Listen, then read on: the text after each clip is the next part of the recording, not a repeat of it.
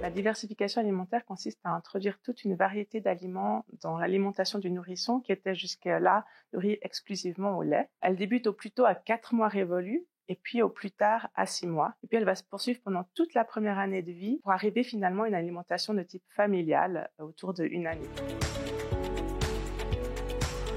Donc, c'est important pour plusieurs raisons. La première, ça serait déjà de pouvoir répondre aux besoins nutritionnels du nourrisson. C'est vrai qu'en grandissant, le nourrisson va avoir ses besoins nutritionnels augmenter et c'est important que l'alimentation puisse évoluer en fonction de l'évolution de ses besoins.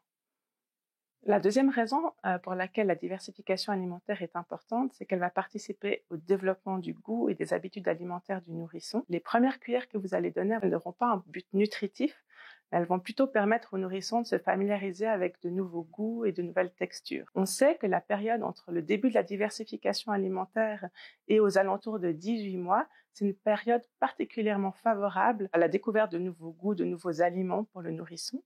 Il va facilement les accepter.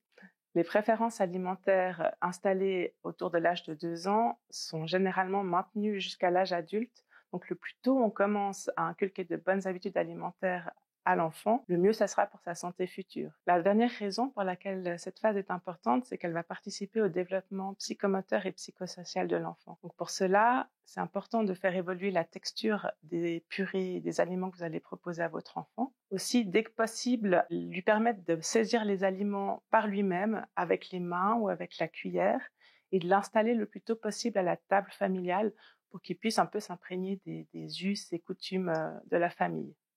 En résumé, il faut comprendre que le contenu de l'assiette n'est pas le seul élément le plus important, mais il y a aussi tout l'environnement du repas qui est important.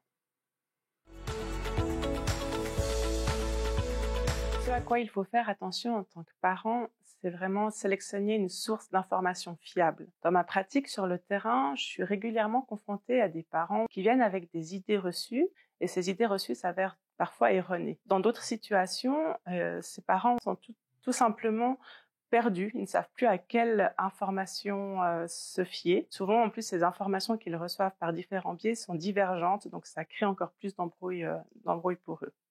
C'est pourquoi, à Unisanté, il nous tient à cœur de pouvoir offrir au public des sources d'informations fiables basées sur les dernières recommandations d'organismes de santé publique, également basées sur les recommandations de la Société suisse de pédiatrie pour ce cas particulier, et puis globalement de pouvoir répondre à des questionnements purement pratiques que se posent les parents ou les professionnels de la petite enfance, comme par quel aliment est-ce que je commence la diversification alimentaire, comment est-ce que je fais une purée pour les bébés, quelle est la qualité des petits pots industriels que je trouve? Est-ce que c'est bien d'en donner à mon enfant? Pour citer que quelques exemples des questionnements qu'on trouve. Donc, c'est ce type de questionnement pour lesquels le public va pouvoir avoir des réponses fiables de notre part.